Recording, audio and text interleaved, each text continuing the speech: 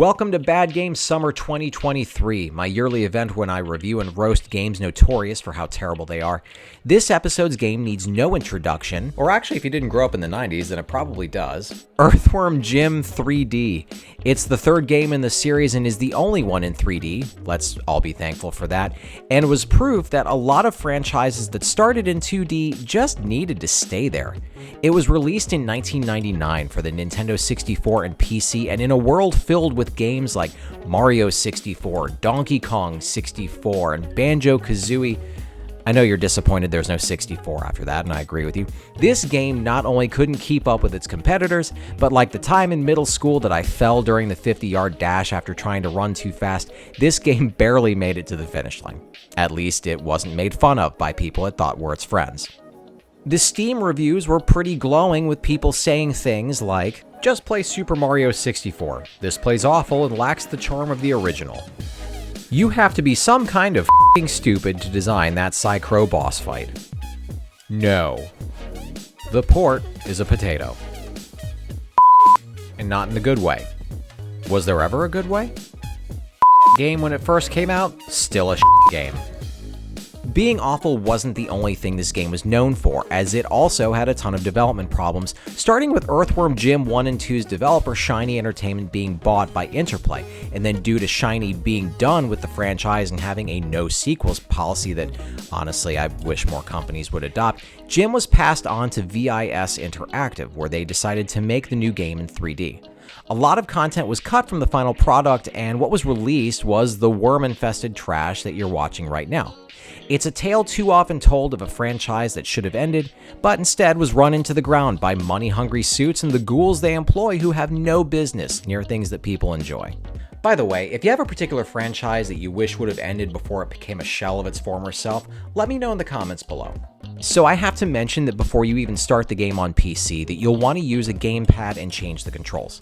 You'll memorize your configuration very quickly because the settings are never actually saved. So every time you start the game, or in many cases it crashes and you hate yourself enough to restart it, you'll have to redefine the controls and the display settings all over again. I could have adjusted the resolution here to sharpen up the graphics for the video, but I don't polish turds over and over again. After that, you are off to the races. Stupid horse! I got my last $10 on you! No, don't look at me! Run! No, don't come over here! Oh boy. The game opens with Jim in the hospital in a coma. Due to the graphics, you can barely tell what is in this picture, and he looks like how I feel after going to a Chinese buffet. Anyways, you find out that he got hit by a flying cow, or maybe Lizzo, and now that he's a head of cabbage, he's basically losing his mind, and his enemies have all entered his subconscious. So the goal is to get all his marbles back because, yes, he lost his marbles. And also open up each of the levels in his 4 brains by collecting golden udders, not unlike many of the collectathon games that are on the Nintendo 64. What follows next is tedious at best and rage-inducing at worst. Each level has you completing different objectives to collect these stupid udders, followed by a terrible boss level. More on that in a bit. The game starts you in Jim's head, which acts as a hub. In one of the only enjoyable parts of this garbage, if you walk up to his eye sockets, you can actually see Peter Puppy looking at you like you can see through to the real world. I thought that was actually kind of cute. The game tries to have the same style of humor in its writing as the 16-bit games, but whatever actually gets a chuckle just can't save this. The only thing that makes this feel like EarthwormJim is that Jim is the main character. Everything that made the previous games fun isn't here. His gun in this is almost totally useless, and you'll have to go up to vending machines to get weapons that can actually kill your enemies. I figured out in the first level that whipping some of them with Jim's body does more damage than the gun itself, so I just stuck to that until I was actually forced to use something else.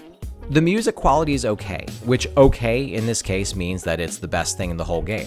I do have to mention that some of the levels in this have music that you can ignore, but then other times, specifically the first brain, there's a country song that I think loops maybe every 60 seconds, and the other 2 are these rock songs that I guarantee will make you turn off the music for the rest of the game because it's just noise.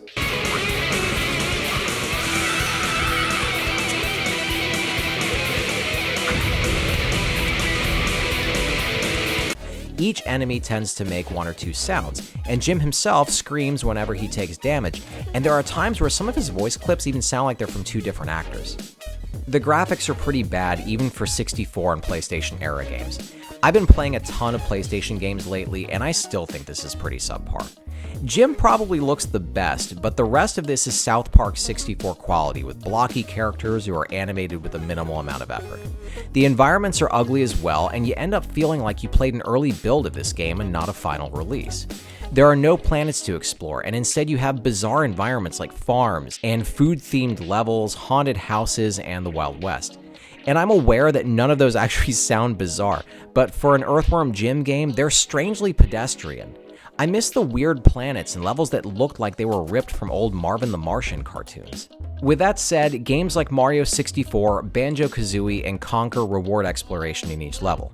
You can search areas for more jigsaw pieces or stars, and it's satisfying when you do, since the more you get, the closer you are to opening up the next area.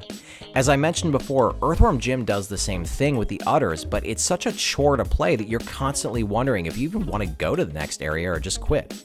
If you have ever tried running uphill or climbing up the steps of Red Rocks in Colorado, then you know the same feeling. Now, I want to make it clear, all of this isn't even the worst part. The camera alone is enough to never try this game. You'll fight with this more than the actual enemies, since most of the time you won't be able to see them off camera and will instead get hit by projectiles as you're hitting buttons to rotate the camera. It pulls in so tightly to Jim at times that you won't be able to see anything else going on, and in hallways or tight spaces the camera refuses to change angles at all, and you'll be stuck blindly running around. And by the way, the camera's inverted and it can't be changed, so have fun with that. And that brings me to the last thing I need to mention, which are the boss fights. They're all the same fight, just with a different boss. You surf on a pig and race the boss around an arena to be the first to collect 100 blue marbles. During that time, you and the boss can also collect missiles to fire at each other. You get hit by one and you lose a bunch of marbles. While the boss's missiles have pinpoint accuracy when the camera will prevent you from being able to jump and dodge them, yours are going to miss about half the time, partly because of the camera, and partly because surfing a pig in this game is ridiculously hard to do. Kind of like surfing a pig in real life, I assume. When you encounter one of these fights, get nice and comfy, because you're probably going to spend between 10 and 20 minutes getting to 100 marbles if you even make it that far without dying. So to sum things up, this was a perfectly awful way to start the summer. Earthworm Jim 3D's awful camera, irritating music, bland levels, and less fun than watching Schindler's List gameplay make this a game that deserves to be lost in the abyss of 3D games that should never have been made. There have been rumors over the years of another game in the works by the original creators, and honestly, I think this franchise should just be left alone. With a few exceptions, sequels and remakes in the last few years have done little for the franchises they're part of, and while I know that most of the entertainment industry is creatively bankrupt, they shouldn't drag what many of us still have fond memories of into the quicksand with them. That's it for today's episode. What piece of trash is coming up next for Bad Game Summer? Subscribe and find out. Thanks for watching. Congratulations! You're one of an elite few to make it to the end of the video. Reward yourself by hitting the round subscribe button in the middle, and then check out the other goodies I've got, the links next to it.